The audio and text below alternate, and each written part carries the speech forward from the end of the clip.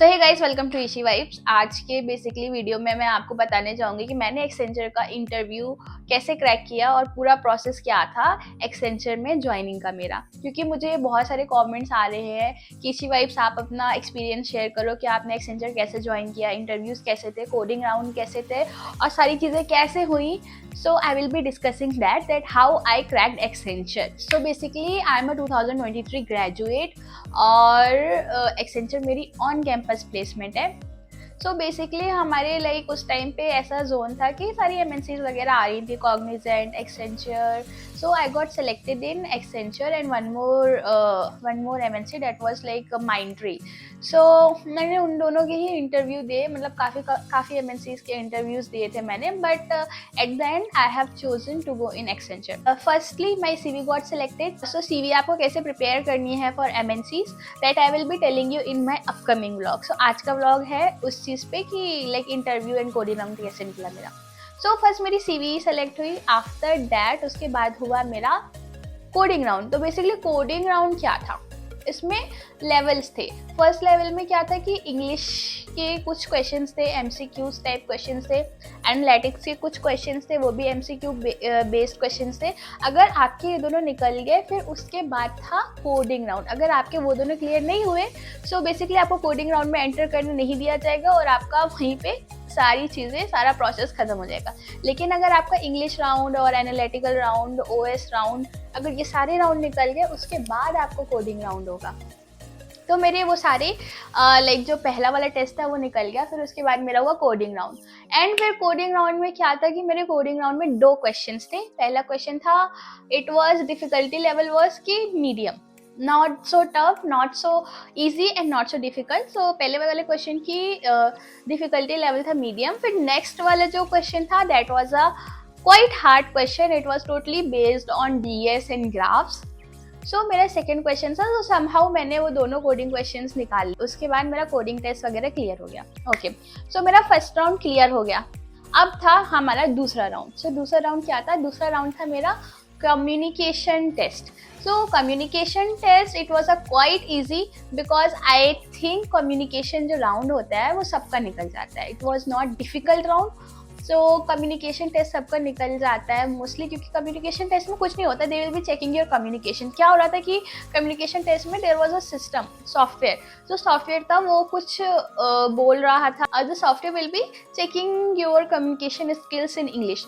तो सॉफ्टवेयर कुछ बोलेगा तो आपको उस चीज़ को रिपीट करना पड़ेगा, या तो फिर कोई सेंटेंस कंप्लीट करना पड़ेगा, या फिल इन द ब्लैंक्स होंगी। So communication round was not very hard, it was quite easy. So मेरा कम्युनिकेशन राउंड भी निकल गया। And then third round was interview round.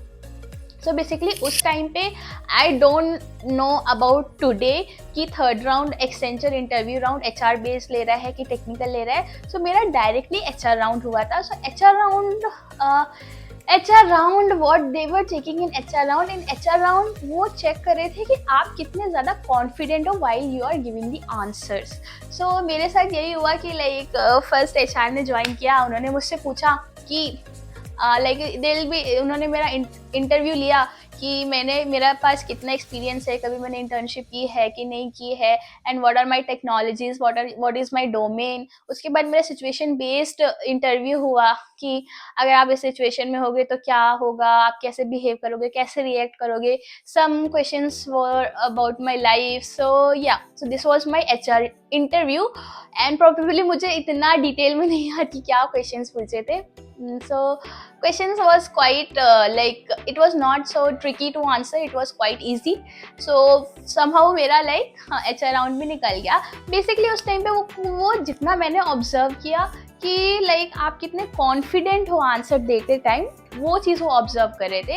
And you have to be like in interview, you have to be like calm and confident and compose while you are answering. और जो भी आप answer दे रहे हो आप सोच समझ के आंसर देना, ये नहीं कि आप क्वेश्चन कुछ पूछ रहे हैं आंसर कुछ दे रहे हो। जो क्वेश्चन है ऑन द पॉइंट आंसर देना and be confident while speaking. So yeah this was my advice for your interview. फिर मेरा इंटरव्यू क्लियर हो गया और फिर उसके बाद ऑनबोर्डिंग का टाइम आया। काफ़ी लोग बोलते हैं कि इंटरव्यू हो गया, ऑनबोर्ड क्यों नहीं हो रहे। सो मेरी बेसिकली मैं सच बता रही हूँ, जब मेरा इंटरव्यू क्लियर हुआ था उसके 1 साल बाद मेरी ऑन बोर्डिंग हुई। आई वॉज सो टेंस्ड कि यार मुझे बुला नहीं रहे हैं। मेरा ऑन कैंपस प्लेसमेंट हो गया, अब इसके बाद मुझे कोई प्लेसमेंट्स आएंगी भी नहीं, क्योंकि हमारे कॉलेज में होता था कि एक बार जिसका कंपनी में प्लेसमेंट हो गया तो उसको दूसरी कंपनियाँ नहीं मिलती थी। तो एक्सेंचर में मेरा प्लेसमेंट तो हो गया था, I was in last year, but I was not getting on boarding mail. So मैं बहुत ज़्यादा टेंस्ड हो गई थी कि यार ऑन बोर्डिंग मेल नहीं आ रहा। सो बट 1 साल बाद आ गया ऑन बोर्डिंग मेल। इसी बीच में मैंने एक्सेंचर की टीम से बात की थी। सो दे ओनली आंसर्ड मी कि ये बैच वाइज पे डिपेंड करता है। बैच वाइज वो क्या होता है कि बैच वाइज ऑन बोर्ड करते हैं, but they will on board you. ऐसे टेंशन की बात नहीं है कि भूल जाएंगे, नहीं ऐसा नहीं है। अगर आपका प्लेसमेंट हुआ है सो मे भी कुछ टाइम बाद वो लोग ऑन बोर्ड करते हैं। मैं और मेरी फ्रेंड, हम दोनों ने एक्सेंचर में हम दोनों का एक्सेंचर क्लियर हो गया था, बट मेरा पहले क्लियर हुआ था, उसका बाद में क्लियर हुआ था। लेकिन उसको पहले बुलाया गया, मुझको बाद में बुलाया गया, because the process was in batch wise. जैसे जैसे रिक्वायरमेंट्स हो रही थी वो बैच वाइज लोगों को बुला रहे थे। सो अगर आपका इंटरव्यू वगैरह सब कुछ निकल गया है, so you don't have to worry about it. आपको कॉल आएगा ऑन बोर्ड का बहुत ही जल्द।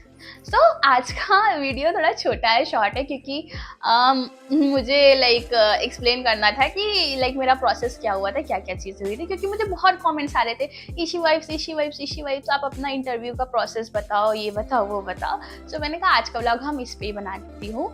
एंड सॉरी दैट कुछ टाइम्स मैं अपने व्लॉग्स कंटिन्यूस नहीं रख पा रही हूँ, क्योंकि मुझे काफ़ी टाइम से मेरी तबीयत ख़राब थी। जैसे आप देख सकते हो मेरा चबी फेस थोड़ा कम हो चुका है क्योंकि मेरी काफ़ी टाइम से तबीयत ख़राब है। And I was having cold fever, and वही वायरल वाली चीज़ होती है ना, कोल्ड फीवर, खांसी, यही सब चीज़ें। सो उसकी वजह से, और मैं थोड़ा बिजी भी थी, ऑफिस से भी बहुत काम आ रहा है इस टाइम पे, तो इसलिए मैं कंटिन्यूस व्लॉगिंग नहीं रख पाई। But yes, from this week or from upcoming week, I will make you sure that I will be continuous with my vlogs again.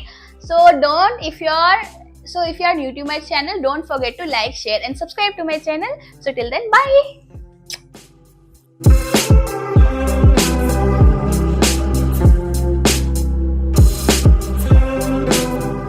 Spot Dada, we are done with the makeup. So let's get start our shoot. Roll camera and action.